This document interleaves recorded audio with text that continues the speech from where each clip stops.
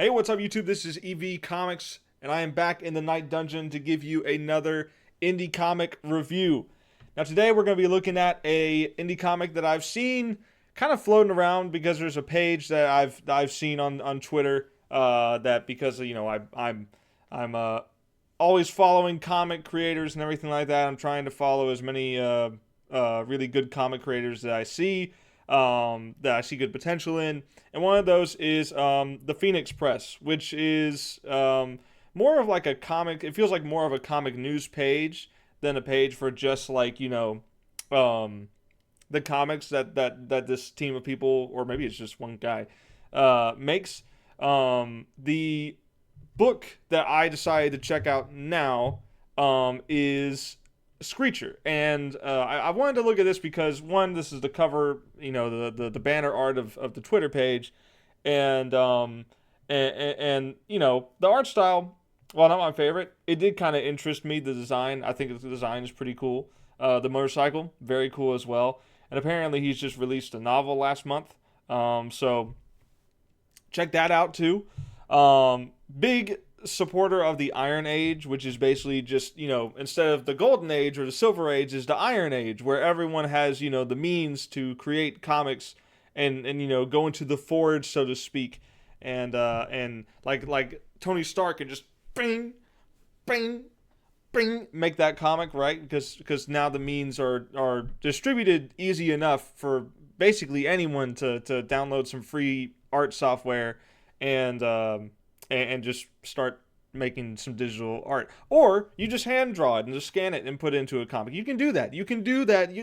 There's a lot of different ways you can make your own comic, and because of that, you got a lot of indie comics popping up, and I want to support that. I want to keep reviewing stuff. I want to get the good and the bad, and this is just one of those that's popped up on my feed that I was like, you know what, might as well check it out, right? So I got the I'm looking at the digital version of it. I don't think there was a physical copy. I looked for one, I couldn't find one. So I just got the digital one here, and I want to go ahead and go through this because I want to do some good critiques here. But I also want to praise what works, right? I'm hoping this thing goes away. Can I full screen this? Can I full screen? Yeah, that was good. I want that to happen again. Thank you. Okay. Well, let me go back one page. Never mind. Let me go forward one page. There we go. That's it. Dang it. Stop. Please. Okay, that will work. The white bars were annoying. Anyway, so this book, Screecher, is basically kind of an origin story of a hero that's already been a hero in the past, or at least potentially a mercenary, which, in the comic is name dropped as a mercenary. And I like the idea of hopping into this, like, oh, there was someone who was Screecher before, but that person's been kind of long gone, hasn't really been into action, and now Screecher is back. I kind of like that idea, but it's a different person, right? And it's sort of like there's already a sort of legacy for the character. There's already like a history for the character, but now someone else is stepping into that role and doing the right thing. And I think that idea is really good, and I like the concept of it. It does sort of feel like a sort of fast forward over some of the juicy bits, and I would love to see, if this continues, I would love to see a prequel of the original Screecher, or maybe some flashback scenes within one of these comic issues of the original Screecher and what that character's legacy was like. Because it doesn't outright say who Screecher was before, but I have a feeling that it's like, and if it did, maybe I'm just mind blanking it, but I have a feeling it was definitely her father. And I said her because the main character is a girl. This is the daughter of her name is Avery. She's the daughter of a military man who seems to have some kind of access to some special operations, some top secret things. And apparently those secrets have been lost or have never been distributed in the first place. And the government was like, or at least his pharmaceutical company, probably the government too, but the pharmaceutical company was like, no, no, no, no. give us that secret. And then the dad was like, nah, fam, I'm not gonna do that. So they got him on some false crimes and got him arrested. Spoilers, by the way, spoilers. This is a spoiler review. But basically, the father's been wrongfully arrested, and the daughter is, received a troubling letter in the mail saying, which is the letter. I'm not going to show it because I don't want to show all the pages of the comic, because that would just be me stealing. I just want to show this one because I like the first line. This is a lot to take in, because it is a lot to take in, but I'll get to that in a minute. The company sends a letter that's worded in a way that just feels like it would never be actually sent by a company CEO. Even if the CEO is shady, right? Even if the CEO is trying to like threaten some kind of like death or harm against someone, like, why would you sign it from the company? Like, why would you put your name on it? That's another thing. It just, to me, it comes off as very like, no one would actually do this. No one would ever do this. Like, like, if Boeing was doing this, they would already been caught. But instead, they were somewhat smart about it and got their hitmen to do the hits in different ways to make it not seem so obvious, even though it is obvious that Boeing is going out allegedly killing people that are doing whistleblower shenanigans on them. Anyway, if you don't believe that conspiracy theory, look into it. It's very compelling. Anyway, but yeah, it just the letter, I think, kind of immediately right off the bat, I was like, this isn't what would be said at all in a letter like this. But I don't know. I've never received a letter like that yet. Maybe if I keep reviewing Rippaverse stuff, I'll get a letter like that in the mail. Joking. Anyway, because someone commented that on one of my videos. Anyway, getting back to this. Besides that, overall, I gotta say, the art is pretty fun. The art is pretty, good overall. I like it, as you can see from this page that I chose to show. The overall, like, the backgrounds, I think, are pretty good. It's kind of got a sketch sort of look to it. It almost sort of reminds me of newspaper comics, but higher quality. Like the color quality is what I mean. Because like whenever you look at a newspaper comic, it's kind of faded because of the way it's printed. This kind of like, it kind of gives off that vibe to me. And I'm not saying that as an insult. That is a compliment. I do like the backgrounds a lot.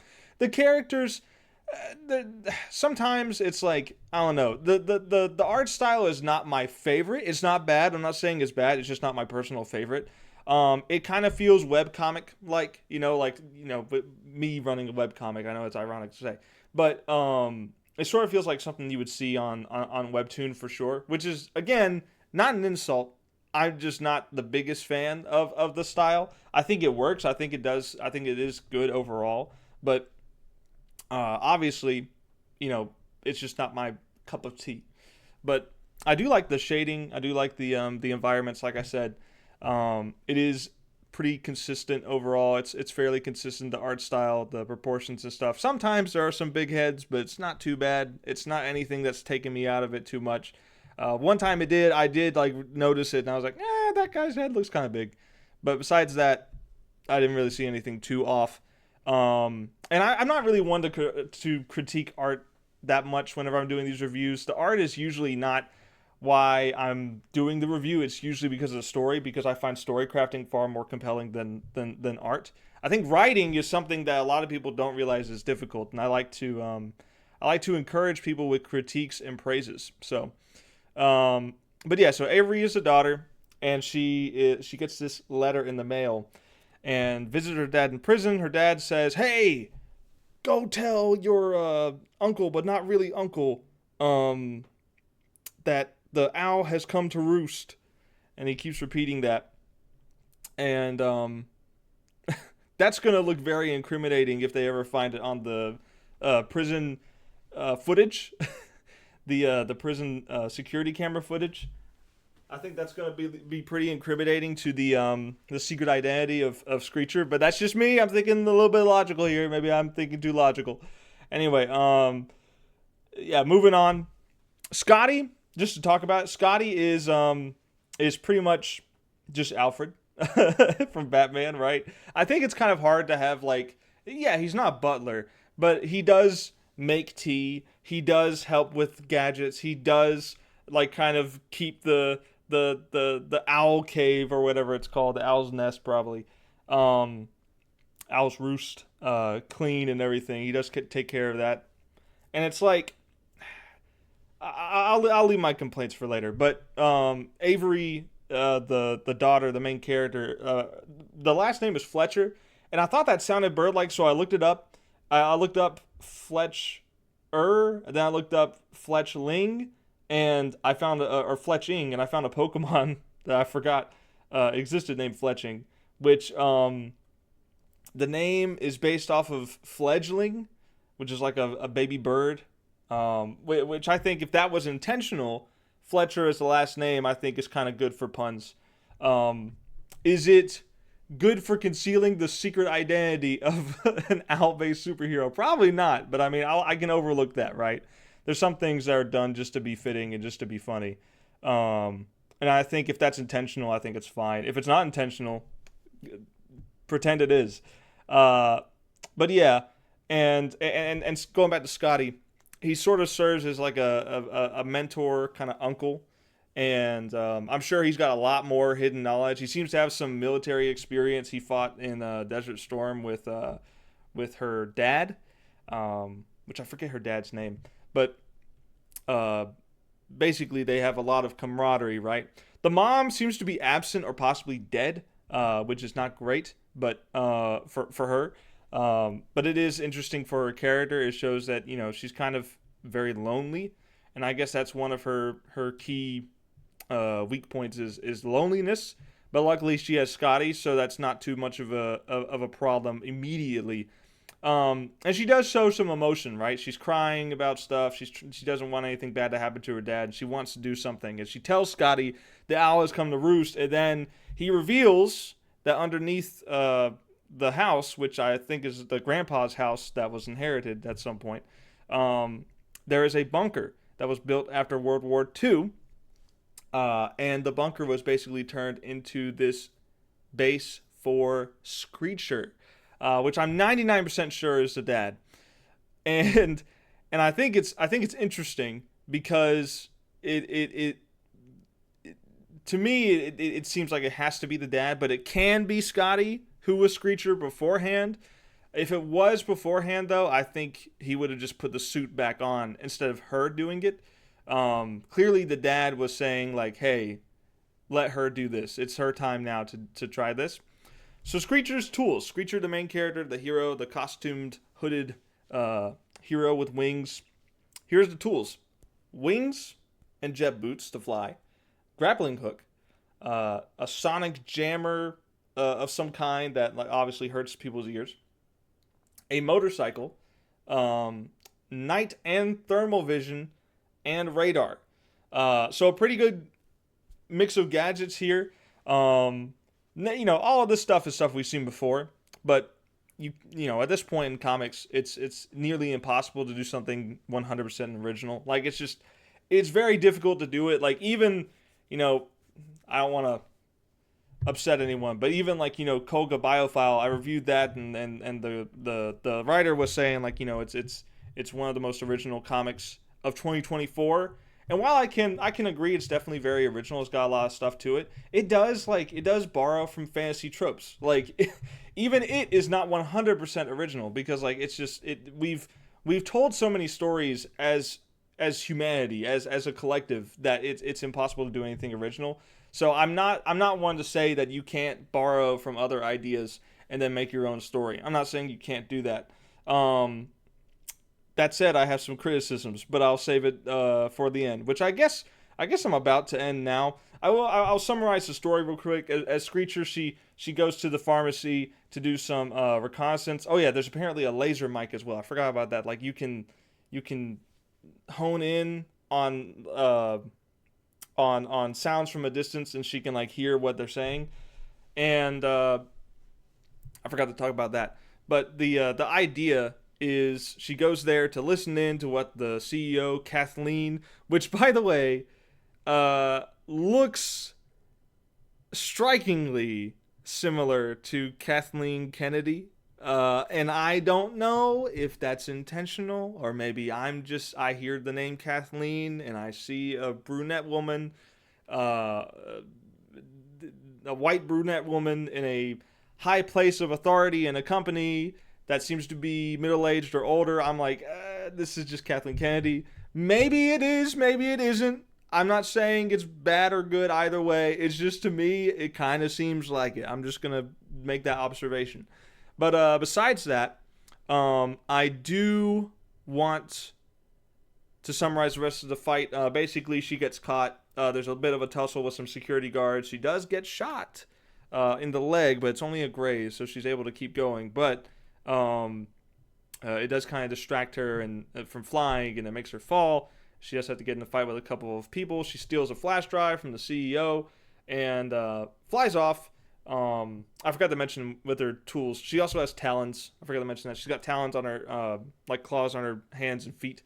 And she scratches Kathleen, and then Kathleen in a later page has a bandage on her chest, which I thought was a neat little detail. I thought that was pretty good.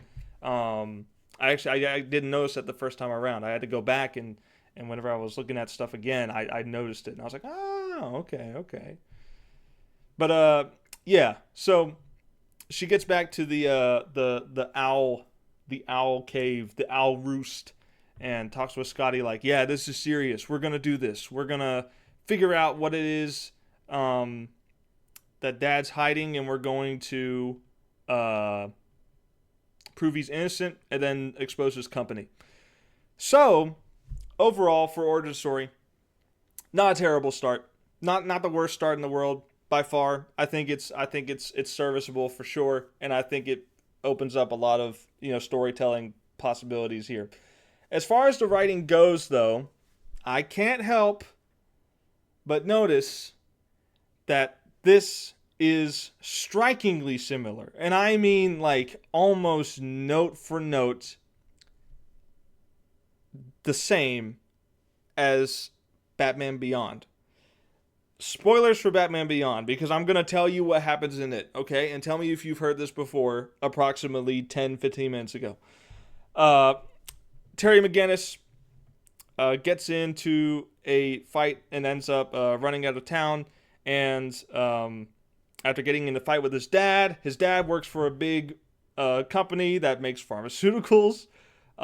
And basically gets in a fight with his dad. His dad has some dirt that he's found on the company. He gets in a fight with his dad, runs off, gets in a fight with some gangsters, and runs out of town. Finds old man Bruce Wayne. They fight off the gangsters. He helps old man Bruce Wayne back into his mansion while Bruce Wayne is asleep and recovering from the fight. He doesn't really get hurt. He just gets tired. Terry McGinnis stumbles upon the Batcave, finds the Batsuit, comes back for it later, takes it for a test ride. The Batsuit can fly. It's got sharp talons. It's got sound focusing in. It can listen to sounds far away. It's got some kind of like, night vision or thermal vision or whatever. And I think he's got a grappling hook too. I can't quite remember on that one, honestly. And overall, the gadgets are pretty similar. And not only are the gadgets similar and the origin of a younger hero taking on an older hero's mantle similar, but the enemy, the antagonist, is even similar, and the reasoning for going against the antagonist is similar.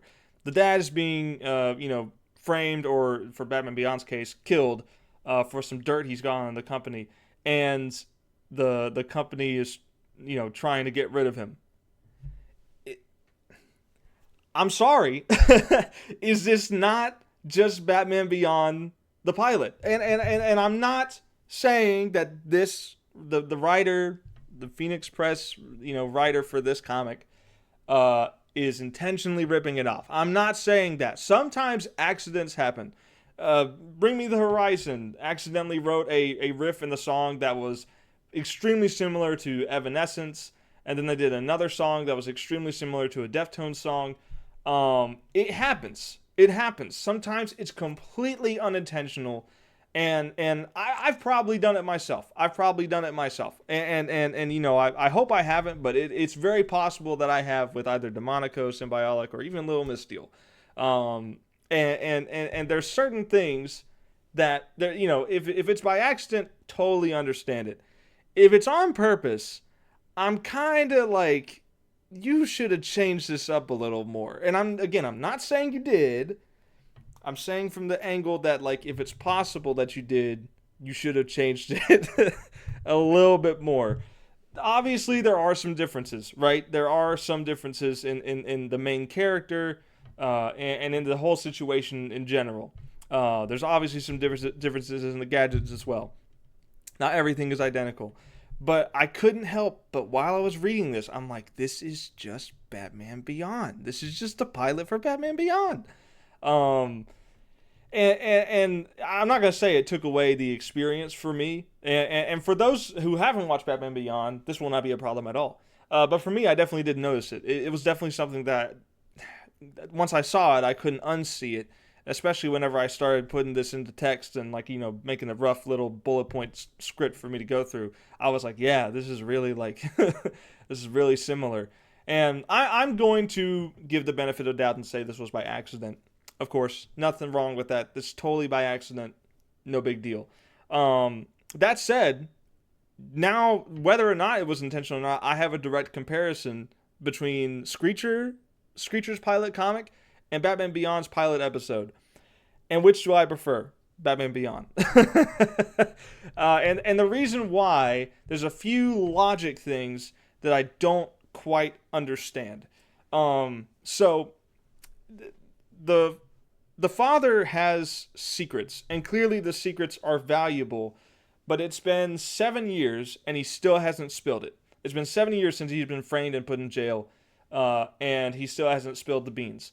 When do they just cut their losses and kill the guy? And apparently they're trying to do that, or they're not necessarily trying to do that, but they're threatening to do that, and that's why they're trying to scare out the secret from potentially any other family members that know it, like his daughter or friend Scotty. It's clear to me that they're at least trying to threaten that, but I don't think they're willing to do it, and I think it's. You know, you can say that it's a last-ditch effort for them to scare it out first before they really do kill the guy. But 7 years, I'm like, I feel like they should have just killed him already if they really didn't want this getting out into any other people's hands or whatever. The other thing is that Avery, the main character, is kind of bland. And again, I had to compare this to Batman Beyond because they are so similar. Terry McGinnis is right off the bat pretty interesting because he's set up as an underdog. He's set up as a good guy because he defends a girl from getting assaulted on a train from a Joker. And then the next scene he's shown in, he's kind of like an underdog in a fight at school. You know, he's kind of a target of a bully, and he ends up getting the worst punishment of it. And it's like, that's not just at all. You see that he's got some difficult family life with his dad. His dad and mom are divorced, and he's not happy about it. And because his dad dies in that episode, it shows a different side to Terry McGinnis. It shows the remorseful side, where he's like, I've made a huge mistake by my last moment with my dad before he was killed is me outwardly hating him, or at least showing that I hate him. In reality, he still loves his dad, but he's just mad at him. And that haunts him. Like, that is a compelling thing to haunt him, to get, you know, vengeance for his dad, to get back at the company, the evil CEO that caused his death in the first place. And I think that's really, really good. I think that's a fantastic motivation and a great, compelling case for why Terry McGinnis would do this. And I think there's a compelling case for Avery, for her to be able to be like, yeah, I'm going to take up this costume and the gadgets, and I'm going to become Screecher, and I'm going to expose the company and save my dad in the process. I like that. That's totally fine motivation. However, there's not much character to Avery herself. There's not too much other than she's very eager to help her dad. Um, there's not too much of a character flaw other than her seeming a little bit lonely. Um, that seems to be, from what I could find, the only real character flaw for her.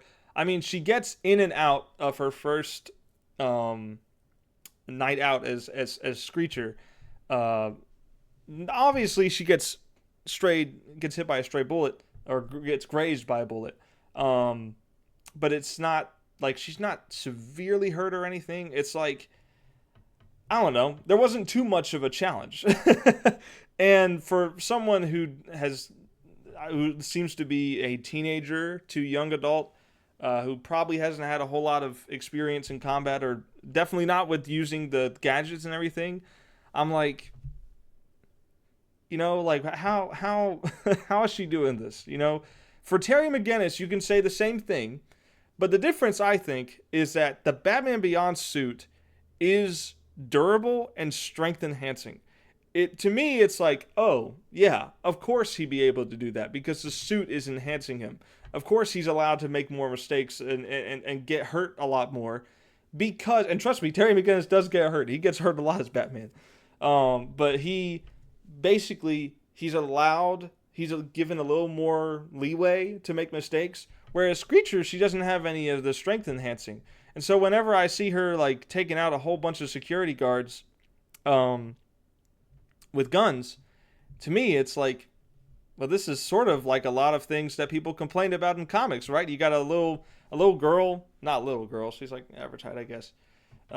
Teenage / young adult girl, smaller than the other security guards, able to beat them up. Now, yes, she did stun them with the sound thing, so I won't say that this is a Mary Sue, because there was probable reason for her to beat up the guards, because they were stunned, because their ears were hurting, probably bleeding. So that makes sense. I'm not arguing about that, but on just looking at it from that perspective, I'm like, this isn't really all that different. The other thing with the fight is that it is kind of over pretty quickly. Like, the action doesn't really go too much. There's not a whole lot to the fight scene. There's also not really a main villain, as there is just a main antagonist. Like, there's no costume villain or anything like that, which is fine. Not all stories need that. Not saying it's a negative thing, but it certainly makes it, in my opinion, a little bit less flashy. It is a good hook for the story. Overall, this comic, I think this first issue is a good hook. I think I want to see where it's going. I do want to see, what's next. And maybe I'll do a review on issue 2 whenever it comes out. But the idea of Screecher being able to do all this on her first mission without too much, going wrong on her first... well, maybe I'm being unfair with this, because she does get grazed by a bullet. It could have easily hit her in a worse spot, but I don't know. I just feel like that in comparison to Terry McGinnis, with the suit that allows him to make more mistakes and get beat up more, and he doesn't breeze through his first outing as Batman Beyond. He does get hit, he does get hurt a lot. Screecher, she just gets the bullet grazing her leg and falls down. But besides that, I mean, there's really just not a whole lot in her way. And I think maybe this is my workaround for it, is maybe this stakeout gone wrong wasn't the best way to go. Maybe instead of a full-on fight scene, maybe it should have been a chase scene. Maybe you establish earlier on that she's already got a motorcycle. Maybe instead of coming into town on the bus, she comes into town on a motorcycle, and maybe show that she's really good at using that thing, and she can evade the pursuit of some security. And then eventually, fly off with the suit, if need be, right? And that I think would have been a little bit better of a first outing for Screecher, because otherwise, as it is right now, I'm like, she did pretty freaking good for someone with like no experience at all in any of this. And I think a chase scene would have been a little bit better than a full blown action scene if you were going to go this route, right? If you're going to go this route where there's no costume supervillain for her to fight, instead it's like normal security guards and a greedy, corrupt businesswoman. If you're going to go that route, I think a chase scene would have been a little bit better, and then maybe end it with a tussle at the end of it where she flies off. But that's just me looking back in hindsight. I have the benefit of I'm looking at this from an editor point of view. I'm not the person making this, and making stuff is from scratch is always harder than looking at existing material and making it, changing it, right? It's always easier for me to sit up here or stand up here because I have a standing desk. It's always easier for me to stand here and say this should have been this way or this should have been that way, when I don't know the full plans of the creator and I didn't make this from scratch. I didn't come up with this story. Writing is not easy. A lot of people will say that writing is easy. It's not. It's not. To really make a compelling story with minimal flaws, it is very difficult to iron all that out. Not everyone can do it. Obviously, modern day Hollywood proves that. and I think what is done here, if this is a first issue, I think this is plenty serviceable. I think this is I've been kind of criticizing it a little bit, but I do think this is a good first issue into the world of Screecher. I think there's great potential for this story, and I'm interested in it. But I do think there's some issues that need to be addressed. I think Avery needs to be fleshed out a little bit more as a character. She's got a good motivation, but besides that, she doesn't really have too much as far as flaws go. To me, I would have liked to see her struggle with the gadgets a little bit more than she did. And that's basically my main thing, is that like it's not the most original story from a concept wise, and she's not the most interesting main character from a personality wise. But besides that, everything looks like it's going to be pretty interesting moving forward. So this is a very cheap read on Kindle. It's only $2 if you got a Kindle Unlimited subscription plan, which I think is like $10 a month or whatever. You can pick this up and read it right now if you have that. And, I recommend it. $2 for a quick read. That's not bad at all. That's not bad at all. So, knock yourself out. Give it a read. Tell me if I'm terribly wrong, if everything I said was completely stupid and wrong. I know you're going to comment, you who I will not name, who leaves a 3-paragraph comment at least on every video. Thank you for the engagement. But besides that, I guess that's all I got to say about Screecher.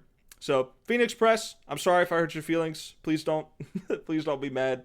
I do this with the point of constructive criticism. I do this for the point of improvement and bettering other writers, and as well as myself, because I get to learn from reading other people's work too.